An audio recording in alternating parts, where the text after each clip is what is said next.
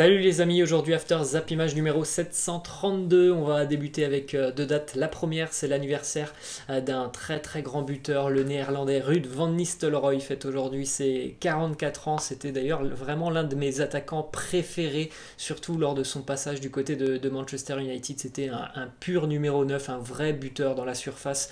C'était clinique en général, Ruud van Nistelrooy. Regardez les statistiques qu'il a qui sont quand même assez impressionnantes, hein. 586 matchs, 361 buts. 69 passes décisives, il a remporté énormément de trophées avec Manchester United, il en a remporté aussi du côté de l'Espagne avec le Real Madrid. On poursuit avec une autre date, c'était il y a 10 ans jour pour jour, Coupe du Monde en Afrique du Sud, on joue un quart de finale entre l'Uruguay et le Ghana. On se rappelle tous du mauvais geste de Luis Suarez, mais un mauvais geste qui va permettre à l'Uruguay de se qualifier pour les demi-finales de la Coupe du Monde, puisque Luis Suarez avait tout simplement enlevé un ballon avec sa main, enlevé un ballon qui allait tout droit dans les buts. Évidemment, carton rouge pour Suarez, penalty pour le Ghana, c'est Asamoah Gyan qui va tirer ce penalty. Le penalty est raté.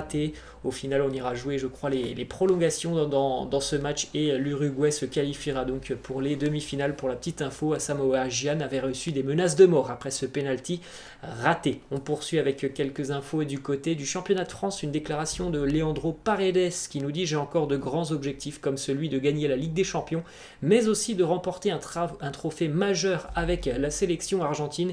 Et puis, mon dernier objectif, ça sera de retourner jouer à Boca Juniors pour la fin de ma carrière. Comme tous les joueurs parisiens, je pense que dans un mois, ils seront tous très très motivés à l'idée de pourquoi pas franchir une nouvelle étape en Ligue des Champions et pourquoi pas déjà rejoindre les demi-finales. Cette édition est tellement spéciale que pourquoi pas le Paris Saint-Germain, on pourrait voir le PSG se diriger vers la finale. Ensuite, on jette un petit coup d'œil au nouveau training du Paris Saint-Germain pour l'année prochaine. La nouvelle gamme a été dévoilée. On sait qu'il y a énormément de personnes qui achètent les survêtements du Paris Saint-Germain. Donc vous avez sous les yeux les nouveaux modèles pour la future saison. On poursuit avec quelques infos du côté de l'Olympique Lyonnais. Une déclaration de Tony Parker qui nous dit: Lyon a gagné beaucoup de titres dans les années 2000. Ça fait longtemps qu'il n'y a plus de titres de champion de France. La Ligue des Champions, c'est aussi un objectif toujours très important pour l'Olympique Lyonnais. Il a répondu à pas mal de questions. Hier, il était l'invité de Christophe Dugarry sur RMC et évidemment, on a parlé de son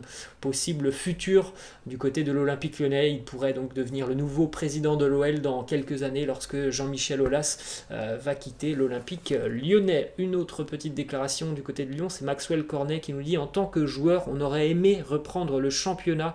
Quand on voit ce qu'il se fait dans les autres pays, on voit que le président Aulas n'était pas si fou que ça.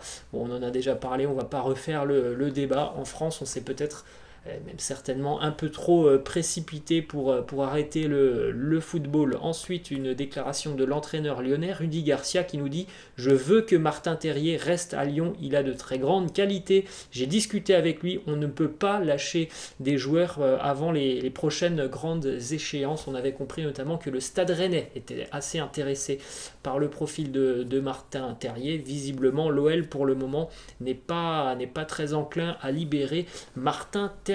On prend la direction de l'Espagne maintenant avec la une du quotidien Marca qui titre: le Real sait qu'il a une occasion en or ce soir, puisque le Real affrontera Retafe à 22h, un derby, puisque Retafe est situé à Madrid. Zidane a laissé au repos Eden Hazard, donc Hazard n'est pas dans le groupe pour la réception de Retafe. On aura certainement droit à Vinicius sur le côté, et on rappelle aussi que Retafe est en très bonne forme, donc c'est un match plutôt intéressant ce soir. Et surtout, si le Real Madrid prend les 3 points dans ce match, il y aura un écart de 4 points entre le Real et le Barça. On a une déclaration de Zizou qui nous dit: je suis content et très fier de mes joueurs car ce n'est pas facile ce qu'ils font, mais il reste encore 6 finales et il faut donner le maximum. Nous sommes en bonne position, mais cela ne veut rien dire. C'est vrai, il y a encore des gros matchs pour le Real Madrid jusqu'à la fin d'année. Déjà ce soir, c'est un joli test face à Retafe.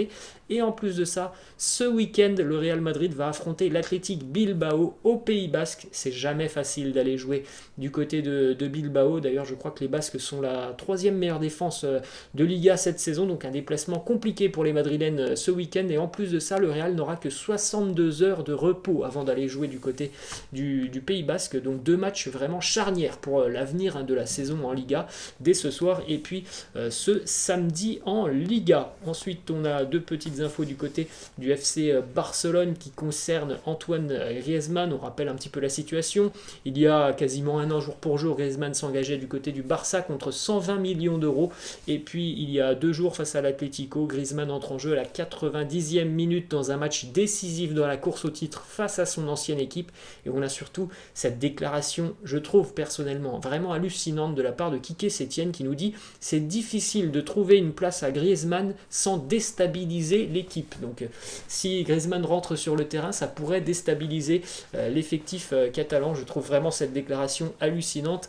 Après, on entend aussi Quique Sétienne nous dire « Je parlerai avec Antoine, je ne vais pas lui présenter mes excuses, je dois assumer ma décision ». Réponse du papa d'Antoine Griezmann qui nous dit « Pour avoir cette conversation, vous devez avoir les clés du camion et ce n'est pas le cas, vous n'êtes qu'un passager ». Donc pour le papa d'Antoine Griezmann, Quique Sétienne ne tient plus son vestiaire. Mais en tout cas, je trouve la déclaration sur Griezmann qui pourrait déstabiliser l'équipe hallucinante. Franchement, si Griezmann peut déstabiliser l'équipe, il faut mieux qu'il parte. Quand j'entends l'entraîneur dire ça, je trouve ça vraiment absolument fou. On poursuit avec une autre déclaration donc sur le dossier Griezmann. C'est Christophe Dugarry hier dans son émission Team Duga sur RMC qui nous dit Griezmann, mais il a peur de quoi? Il a peur d'un gamin qui fait 1m50 et qui est à moitié autiste. Il a qu'à lui mettre une tarte dans sa gueule à Messi s'il a un problème. Donc voilà, une déclaration toujours assez marrante de Christophe Dugarry. Ensuite, on poursuit avec un résultat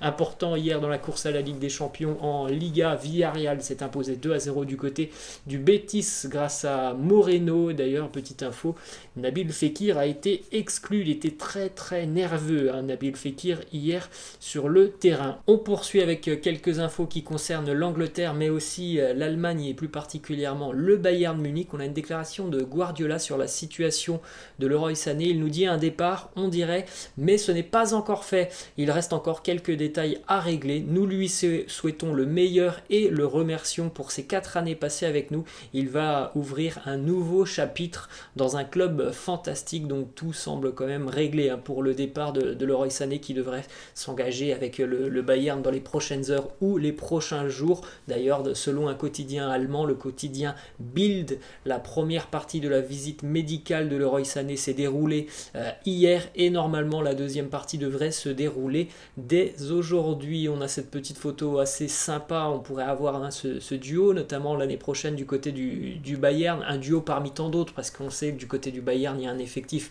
pléthorique, mais quand on pense qu'il peut y avoir quand même Gnabry, Leroy Sané, pourquoi pas Oxy et Kingsley Coman, on a du Lewandowski, j'en oublie aussi, ça fait quand même peur, cette équipe du Bayern Munich qui sont en train de construire quelque chose d'assez intéressant pour le futur. Autre déclaration de Guardiola sur l'éventuel remplaçant de Leroy Sané qui pourrait être donc Jadon Sancho, et Guardiola nous dit il a décidé de partir, pourquoi devrait-il revenir? Quand il a décidé de partir pour rejoindre le Borussia Dortmund, ce n'était pas pour revenir, cela n'aurait aucun sens. S'il voulait partir, je dirais qu'il ne veut pas revenir. Donc c'est assez franc de la part de Guardiola. Pour lui, il n'y a aucune envie déjà de voir Jadon Sancho revenir du côté de Manchester City, et en plus de ça, il le dit tout simplement, il n'y croit pas du tout. Autre petite info du côté du Borussia Dortmund, c'est une déclaration d'Erling Haaland qui nous dit, et qui répond à la question partir de Dortmund, il nous dit le BVB c'est un grand club avec le potentiel de gagner des titres. Je veux être là et contribuer à cette réussite. Nos fans le méritent. Il l'avait d'ores et déjà annoncé que pour le moment, le plan, c'était pas de rejoindre le Real Madrid ou par exemple la Première Ligue. Pour lui, il se voit encore quelques années du côté du Borussia Dortmund et il n'est pas là pour faire de la figuration. Il espère bien pouvoir remporter des titres en Allemagne avec le Borussia, malgré cette forte concurrence quand même du Bayern Munich. Autre petite info et dernière info sur le Borussia Dortmund, c'est le retour de André Schürrle. On avait peut-être un peu oublié sa carrière. André Schürrle, il était exilé en Russie du côté du Spartak Moscou, une année assez décevante pour lui. 2 buts en 18 matchs. Il est de retour donc à Dortmund. Il était en prêt en Russie. Il est de retour sous contrat jusqu'en 2021. André Schürrle, je pense qu'il ne sera pas conservé par le Borussia Dortmund cet été. On prend la direction de l'Angleterre maintenant avec quelques résultats de la veille. À noter la victoire d'Arsenal 4-0 face à Norwich, grâce notamment à un doublé de Pierre-Emerick Aubameyang. Grâce à ce doublé, il a inscrit ses 50e et 51e buts avec les Gunners, et tout ça en 79 matchs. C'est un record. Jamais aucun attaquant des Gunners n'a autant marqué en si peu de matchs, 79 matchs. Le précédent record, c'était Thierry Henry qui avait atteint la barre des 50 buts en 83 matchs. Et bien, Aubameyang a amélioré ce record de 4 match. Autre résultat de la veille, la défaite des Blues de Chelsea dans un derby de Londres du côté de West Ham, 3-2, avec notamment un doublé pour Willian du côté des Blues et puis un but à la 90e pour Yarmolenko. Victoire importante pour West Ham, mais en revanche pour Chelsea, c'est une grosse désillusion. Les Blues laissent Manchester United revenir à 2 points. Wolverhampton est aussi à 2 points. Leicester a aussi perdu hier, donc Leicester n'a plus qu'un point d'avance sur Chelsea. La course à la Ligue des Champions risque d'être folle jusqu'à la fin d'année du côté de la première ligue. Et on termine avec le nouveau logo de la fédération islandaise. Assez étrange ce logo de la fédération islandaise. Voilà les amis, c'est la fin. Je vous laisse et je vous dis à la prochaine. Ciao.